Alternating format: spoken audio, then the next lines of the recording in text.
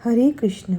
যারা বেশি দুশ্চিন্তা করেন তারা শুনুন, শ্রীমদ্ ভগবদ্ গীতাতে শ্রীকৃষ্ণ বলে গেছেন যে তার নিজে ইচ্ছায় দৃঢ়ভাবে অনড় থাকতে পারে, মন তাকেই দিন, যে চেহারাতে নয় মন থেকে সুন্দর।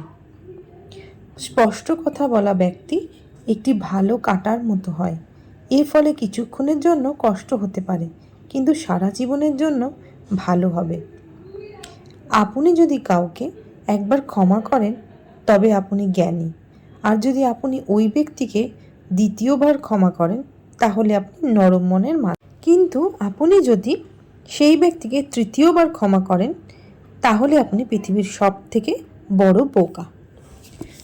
জীবনে সবচেয়ে বেশি দামি জিনিস হলো আপনার বর্তমান, যা একবার চলে গেলে পৃথিবীর সব সম্পত্তি দিয়ে দিলেও তা আপনি আর কিনতে পারবেন না। আমাদের চিন্তাধারা আমাদের তৈরি করে, তাই কথার উপর নয় চিন্তাধারার উপর মনোযোগ দিন। চিন্তাধারা সব সময় বেঁচে থাকে। যেভাবে পৃথিবীতে আবহাওয়া পরিবর্তন হচ্ছে, এভাবেই জীবনের সুখ দুঃখ আসে যায়। খারাপ তোমাকে হাজার মানুষের মধ্যেও খুঁজে নেবে, কিন্তু যে বংশীধারীকে মন থেকে বিশ্বাস করে সে খারাপের মধ্যেও ভালো খুঁজে নেবে।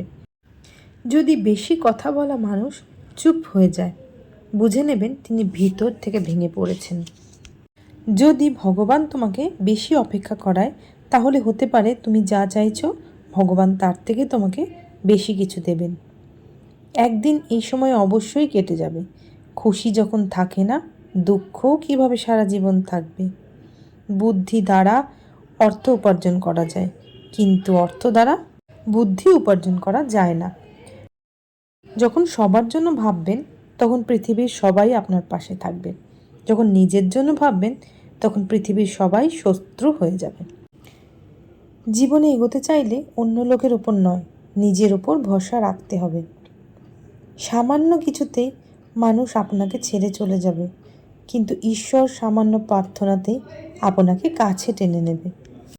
ভগবান শ্রীকৃষ্ণ বলেন যে মানুষের ভগবানের প্রতি ভরসা থাকে না, সে মানুষ কখনোই জীবনে আনন্দ এবং সফলতা প্রাপ্তি করতে পারবে না। তাই মনকে শান্ত রাখুন আর হরে কৃষ্ণ জপ করতে থাকুন, সব মঙ্গল হবে।